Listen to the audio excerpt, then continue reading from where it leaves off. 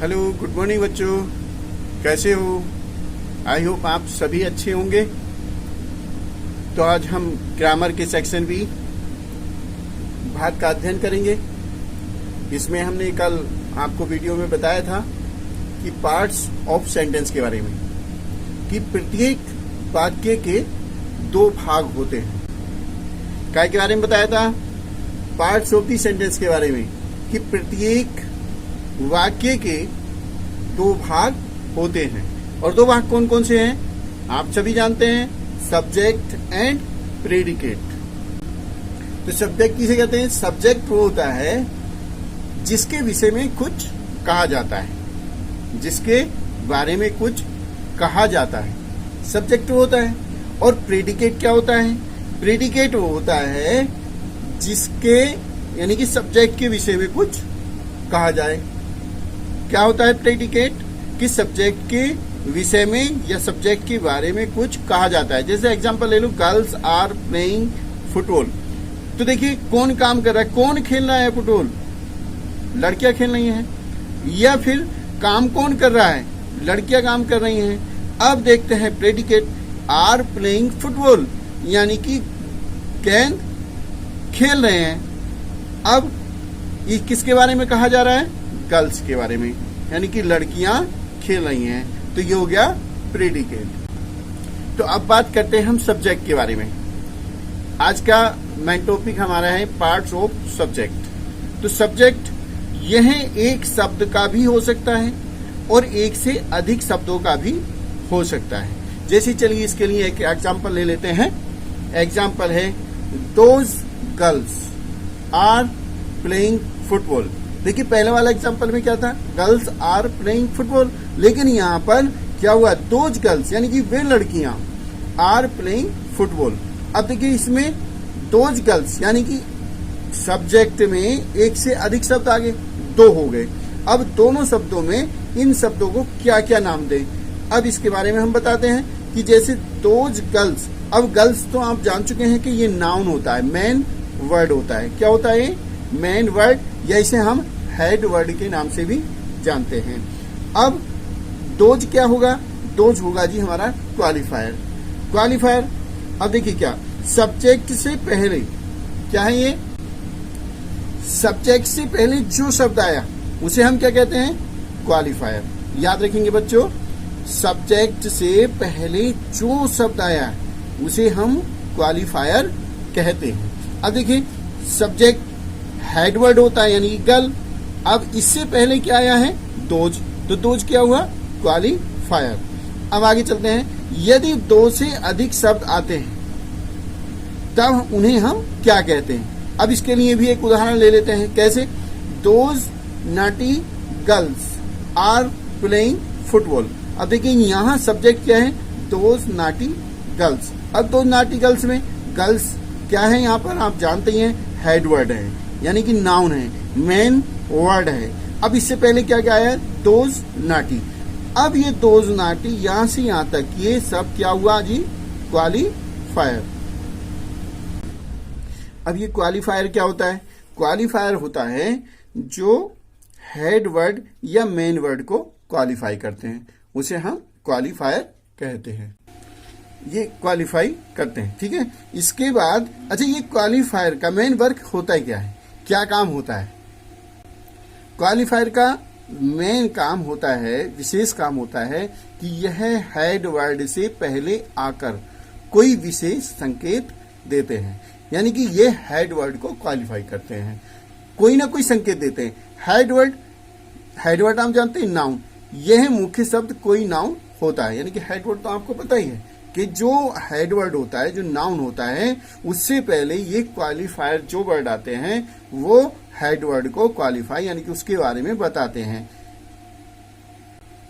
इसे हम चलिए आगे एक टेबल के माध्यम से समझाते हैं थोड़ा सा आपको।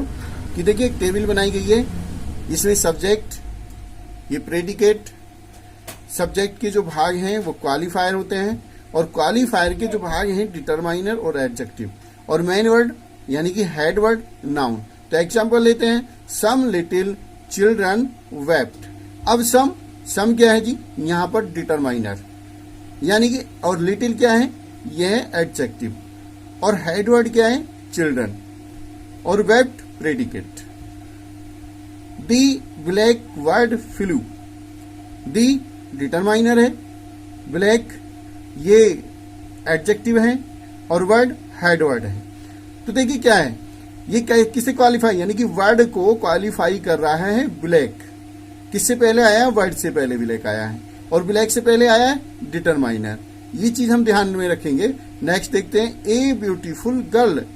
अब a beautiful girl, girl main word है, हेड वर्ड है। अब इससे पहले कौन आया है? ब्यूटीफुल, और ब्यूटीफुल से पहले ए आया है। ब्यूटीफुल गर्ल की विशेषता बता रहा है।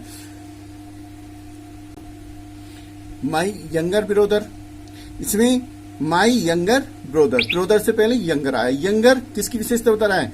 ब्रदर की, यानी कि छोटा भाई, मेरा छोटा भाई। ठीक है, इस टेबल को देख के पता लगता है, यानी कि हेड वर्ड से पहले जितने भी शब्द होते हैं, हेड वर्ड से, इस हेड वर्ड से यानी कि इन वर्डों से पहले जितने भी वर्ड होते हैं वो सब क्वालिफायर कहलाते हैं। क्या कहलाते हैं जी? क्वालिफायर। अब देखना है यह है कि क्वालिफायर के कितने भाग होते हैं। क्वालिफायर के भागों के बारे में जानकारी करेंगे। तो क्वालिफायर का सबसे पहला भाग है डिटरमाइनर। डिटरमाइनर के अंदर कौन कौन से शब्द आते हैं, अंतर्गत कौन कौन से शब्द आते हैं, इनके बारे में जानकारी करेंगे। सबसे पहले देखेंगे कि डिटरमाइनर में सबसे पहला भाग होता है आर्टिकल्स का। अब आर्टिकल्स में ए, एन और द, ये आप भली बात जानते हैं। बी होता है डिमोन्स्ट्रेटिव, संकेतवाचक। दिस, दैट, दीज, दोज, ये डिमोन्स्ट्रेटिव में आते हैं। Possessive, my, our, your, his, her, their, यानी हमारा, तुम्हारा, इसका, उसका, ये पॉजेसिव में आते हैं। इसके बाद क्वांटिफायर्स। क्वांटिफायर्स में some, all, any, many, one, two, much, few, every, ये सब क्वांटिफायर्स, यानी कि ये उसकी संख्या बताते हैं। जो हेड वर्ड को डिटरमाइन करते हैं, जो हेड वर्ड को डिटरमाइन करते हैं उसे डिटरमाइनर कहते हैं। ठीक है, यहां तक क्लियर हो गया। इसके बाद आगे चल, क्वालिफायर के बारे में ठीक से जानने के लिए, और टेबल नंबर 2 हमने शो की है इसमें, तो टेबल नंबर 2 के माध्यम से जानेंगे कि सब्जेक्ट में कितने पार्ट्स होते हैं। तो सब्जेक्ट में पार्ट दिख रहे होंगे आपको, determiner, adjective, head word, adjective phrase, ये 4 भाग होते हैं। और ये हेड वर्ड से पहले एडजेक्टिव और एडजेक्टिव से पहले डिटरमाइनर आता है, ये हम ध्यान रखेंगे। अब देख लेंगे example number 1, A lazy girl with a basket. देखिए गर्ल, यानी कि इससे पहले जो आ रहे हैं शब्द वो क्या आ रहे हैं? लेजी, और लेजी से पहले ए आ रहा है। तो ये ए, हिज, दी, द या दो, इनके बारे में अभी मैंने पीछे बताया आपको कि इसके 4 भाग होते हैं और चारों में ये सब दिए हुए हैं। तो इनकी पहचान हम उसके द्वारा उसे देख के कर सकते हैं टेबल को। कैसे? A lazy girl with a basket fell down. तो ए क्या है जी? Determiner. Adjective lazy, lazy means सुस्त, यानी कि उसकी विशेषता बता रहा है, किसकी? हेड वर्ड की। विद ए बास्केट, ये है एडजेक्टिव फ्रेज। इनके लिए मैंने अलग से वीडियो बनाया है, उसे देखना। फेल डाउन, ये होता है हमारा प्रेडिकेट।